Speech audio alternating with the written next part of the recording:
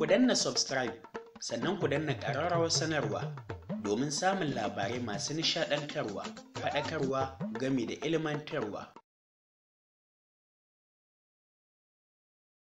Bismillahirrahmanirrahim. Da sunan Allah mai rahama mai jin ƙai. Alheri kashi na 15. Sai dai so take ya furta mata da bakin shi cewa a halin yanzu yana sa riƙayya, ta kuma tabbata ba zai furta ɗin ba ko da a ce za su yi shekara ne tsaye a wajen nan kuwa. Idan yi hakan ai maza sun faɗi.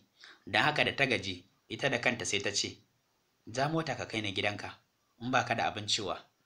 In duba matarka, na ji tana gaya maka cewa a ɗazu ba ta da lafiya. Duk ranar da ka tanadi ƙwaƙwarar amsa ga zargin da nake maka, ranar ne za ka gane ina son aurenka da riƙayya ko ba na so. Bai ce komi ba, ko shi ya so hukuncin da ta yanke ɗin.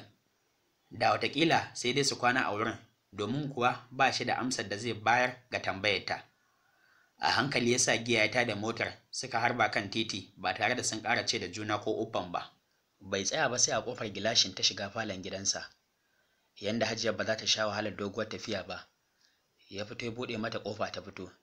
Ya ɗauko mata jaka hannunta ya rufe murfin motar. Dan yaron gidan ya zo da sauri yana masa barka da zuwa. Ya karɓi kullum motar hannun ubangidansa bayan da ya umarce shi da ya gyara mata fakin, suka ƙarasa cikin gidan. Hajiyar na ta raka sallama ba wanda ya ji ta saboda sautin disko da aka ƙure har tsakar kan mutum irin mai sa ciwon kan nan. Amma ga ma'abociyar sauraron babu abin da ya kai shi daɗi da nishaɗantarwa. Ta ƙarƙare tana ta tiƙa rawa ita kaɗai kamar sabon kamun aljana sumbuka. Bata san inda kanta yake ba, cikin wasu riga da siket na farin lesi kamar ta karye a ciki saboda tsabar matsar da suka yi mata. Kan nan ya sha siraran kalba waɗanda isgar doki ta taimaka 80% wurin ƙara masu tsayi. Ya gana kenan ƙanwar Salima, yayin da uwar gidan ke kwance a miƙe cikin tirisita idan ta alamshe rungume da suru filo, barci take ko idan ta bi Allah masani. Har suka shigo cikin falon basu ankara ba, sai da ya matsa ya kai hannu ya latse makunnan na'urorin gaba ɗaya falon ya tsit. Wai aka ce duk daɗin kiɗa shiru ya fi shi, wannan haka yake. Da sauri ya gana ta juyo suka yi ido huɗu da Hajiya. Ba shiri ta garzayo za ta karɓi jakar Hajiya daga hannun Saifuddin tana ta barka da zuwa Hajiya da bata san adadinsa ba. Ya hana mata ya riƙe jakar ta mau ta hanyar tura ta bayan shi tare da ƙara ɗaure fuskarsa sosai ya ce, ya ga na sau nawa zan gaya miki ki daina ƙure sauti a gidan nan idan ba na alheri ba ne, ki sa daidai kunnuwanki tunda ba kowa ke son sautin ba. Ta ce, ya haƙuri brother, na daina.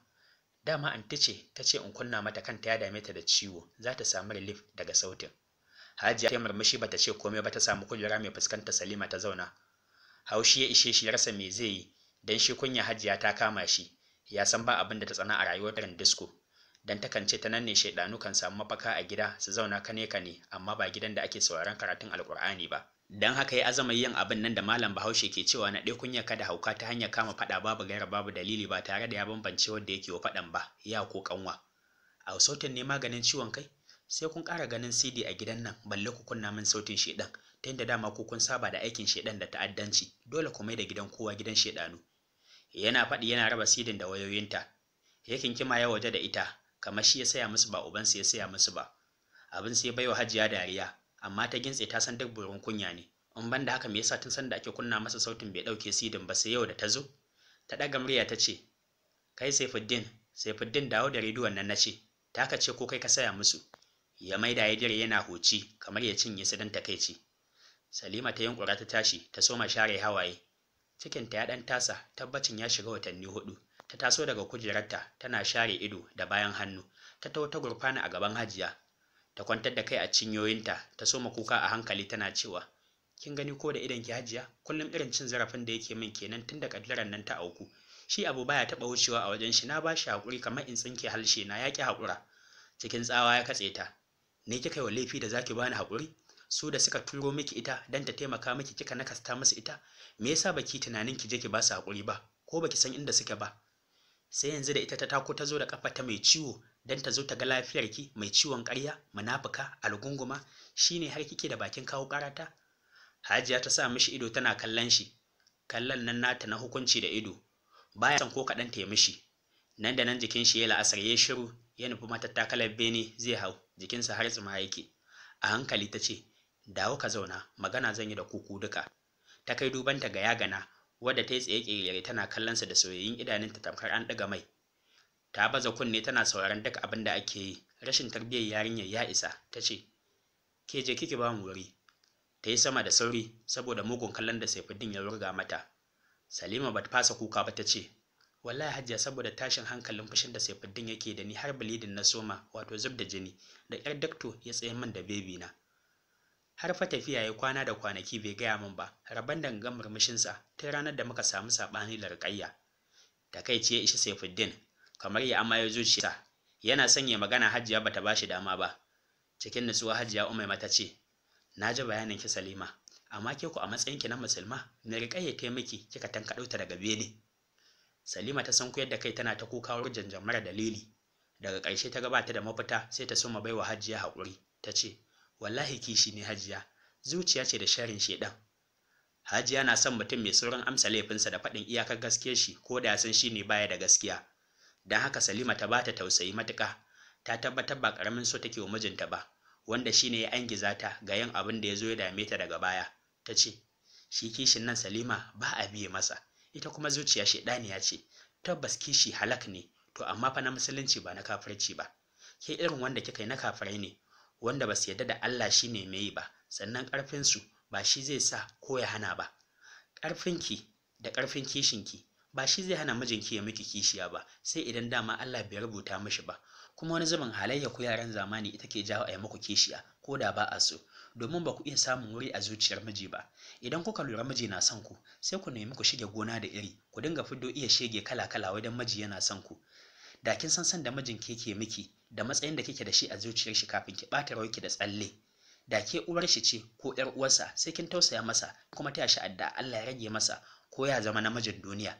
Yadda kika ɗauke mu Salima mu iyayen Saifuddin ba haka muke ba, duk ƴaƴa ɗaya ne a wurin mu.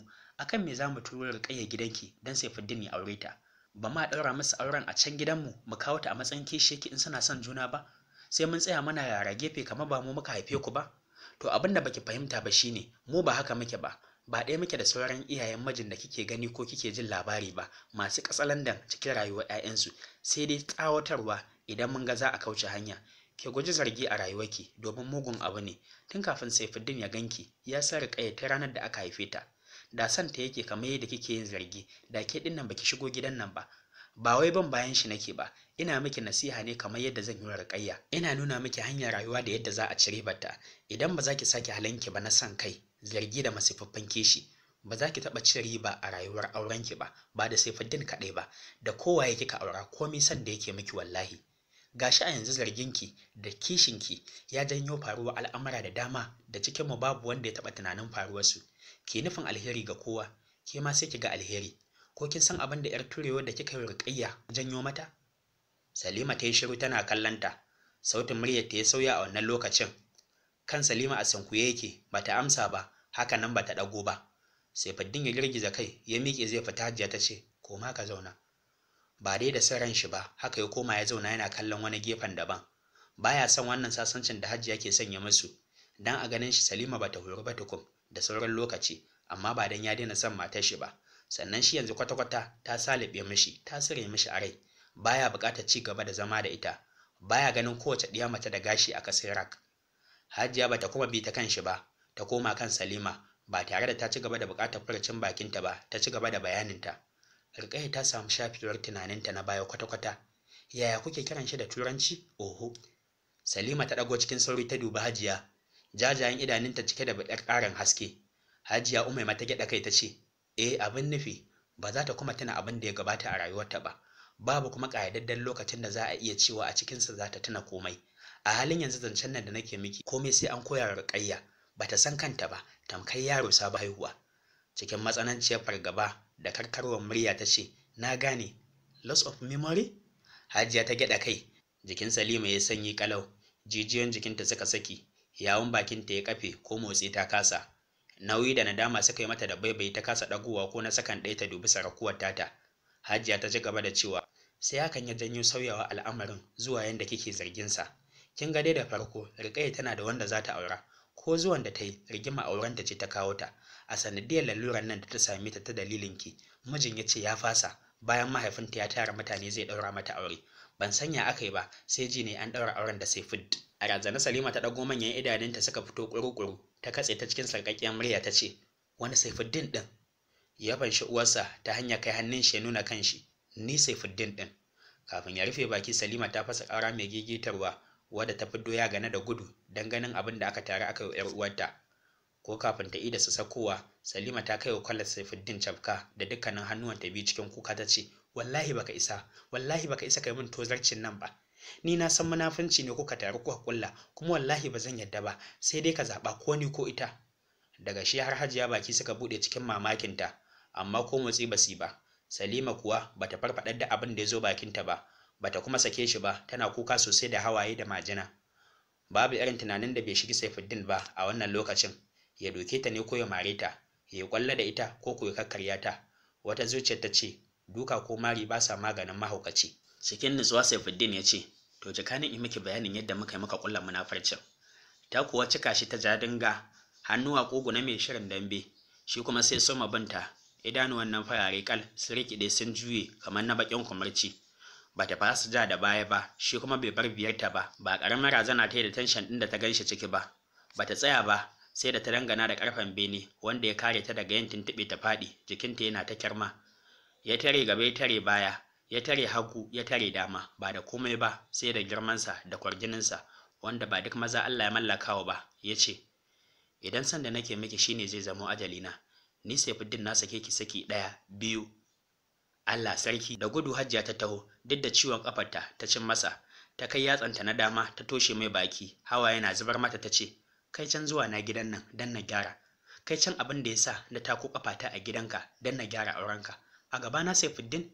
Ya janye hannunta ya ce, wallahi Hajiya, ba a haifi matar da za ta dinga kira min uwa munafuka in ci gaba da zama da ita ba, ba a haifi matar da ba za ta dinga ganin kimar iyayena ba in ci gaba da santa ba. A da kam na yi wannan kuskuren, amma a yanzu na gode Allah da ya fitar da ni daga halaka, don haka na ƙarasa. Salima na sake ki saki 3. Hajiya sai ta fashe da kuka, ta ce, ka gyara furucinka, ka gyara na ce in ba so kake in yafe ka ba Saifuddin. Salima ta murje hawayen idanunta, ta nuna ta da ɗan yatsa ta ce, munafukar banza munafukar hofi, me kuma ya rage bayan haƙarki ya cimma ruwa? Na ji an sake ni, kuma zan tafi ki kawo Saifuddin wanda kike so, sai dai kafin nan ina mai sanar da ke cewa ɗaurin auren Saifuddin da Ruƙayya na gani, amma ban ga zaman su tare ba. Don haka ga ɗaki na nan na bar miki, ke ki zauna da shi a madadina, amma ba dai Ruƙayya ba. Idan ku har Ruƙayya ta zauna da shi, to ni ɗin nan bana numfashi. Da gudu ta juya ta haye benen don tsirtar da numfashinta daga shakar da Saifuddin ya yi nufin yi mata. Hajiya ta riƙe shi ya ce, idan gidan na ubanki ne, to ki hana Ruƙayya shigowa, mahaukaciya dabba, iyayenki kam sun yi asara haihuwa, ba abin da auren ki ya ƙaran min sai da na sani. Kuma yadda kika sa hawa mahaifiyata ya zuba a dalilina, sai naki 'ya'yan sun sa ki fitar da na jini. Ruƙayya kuma ki zuba ido, sai kin ga jikokinta ba ma 'ya'yanta ba a cikin gidan nan, insha Allahu, ta warke ko ba ta warke ba. A ƙarshe dai hawaye ne suka ɓalle masa na tsabar baƙin ciki da bai san ranar da zai gushe daga zuciyarsa ba akan farcin da Salima ta yi mishi. To, 'yan uwa, a dakace mu a nan, ku biyo mu zuwa cikin kashi na 16 don jin yadda wannan badakala za ta ci gaba da kayawa. Ku ci gaba da danna mana liking, comment gami da yin subscribing don ƙara mana ƙarfin gwiwa wajen ci gaba da kawo muku wannan labarin akan lokaci. Ƙarfin gwiwa ka a gare mu shi ne zai ba mu damar ci gaba da kawo muku shi akan lokaci. Mun gode.